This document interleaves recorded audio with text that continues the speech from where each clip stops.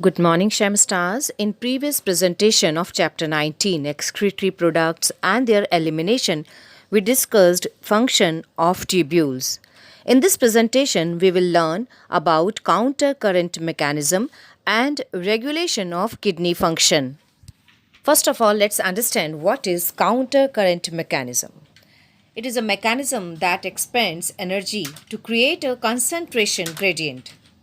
For example, it can refer to the process that is underlying the process of urine concentration, that is, the production of hyperosmotic urine by mammalian kidney.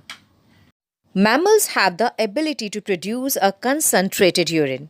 The Henle's loop and vasa recta play a significant role in this. The flow of filtrate in the two limbs of Henle's loop is in opposite directions and thus forms a counter current. The flow of blood through the two limbs of vasa recta is also in a counter current pattern. The proximity between the Henle's loop and vasa recta as well as the counter current in them help in maintaining and increasing osmoregularity towards the inner medullary interstitium. That is from 300 mmol per liter in the cortex to about 1200 mmol per liter in the inner medulla. It means concentration gradient is more in the medullary region. This gradient is mainly caused by sodium chloride and urea. Sodium chloride is transported by ascending limb of Henle's loop, which is exchanged with the descending limb of vasa recta. Vasa recta is a group of capillaries which are around the Henle's loop. Similarly, small amounts of urea enter the thin segment of ascending limb of Henle's loop, which is transported back to the interstitium by the collecting tubule. This is how transport of substances facilitated by the special arrangement of Henle's loop and vasa recta, and it is called counter current mechanism. It means when there is a loop and with the two limbs and filtrate flows in the two limbs of loop in the opposite direction. This counter current mechanism helps to maintain a concentration gradient in the medullary interstitiums. Presence of interstitial gradient helps in an easy passage of water from the collecting tubule, concentrating the filtrate, and human kidneys can produce urine nearly 4 times concentrated than the initial filtrate formed. Now let's understand regulation of kidney function.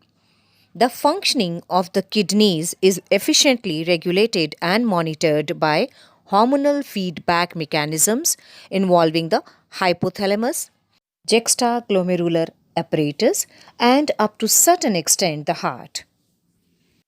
Juxtaglomerular apparatus is a special sensitive region formed by cellular modifications in the distal convoluted tubule and the afferent arteriole at the location of their contact. Osmoreceptors in the body are activated by changes in blood volume, body fluid volume, and ionic concentration. An excessive loss of fluid from the body can activate these receptors, which stimulate the hypothalamus to release antidiuretic hormone, that is ADH or vasopressin, from the neurohypophysis. ADH facilitates water reabsorption from the tubule, thereby preventing diuresis. An increase in body fluid volume can switch off the osmoreceptors and suppress the ADH release to complete the feedback. ADH can also affect the kidney function by its constrictory effects on blood vessels. This causes an increase in blood pressure. An increase in blood pressure can increase the glomerular blood flow and thereby the GFR, that is glomerular filtration rate. The juxtaglomerular apparatus plays a complex regulatory role. A fall in glomerular blood flow can activate the juxtaglomerular cells to release renin, which converts angiotensinogen in blood to angiotensin 1 and further to angiotensin 2. Angiotensin 2 increases the glomerular blood pressure and thereby GFR, that is glomerular filtration rate.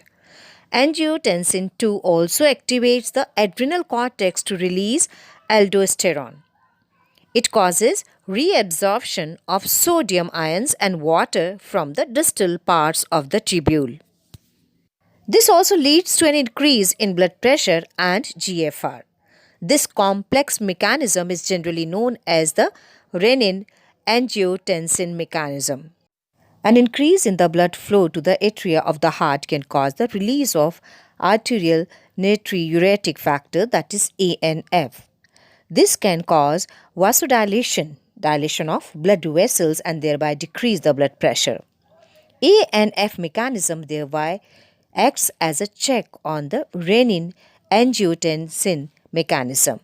So this is how regulation of kidney function occurs in the body. I hope you must have understood. In the next presentation, we will discuss about role of other organs in excretion and disorders of the excretory system. Thank you, Shem Stars. That's all for today. You can drop your queries on Google Classroom. Take care.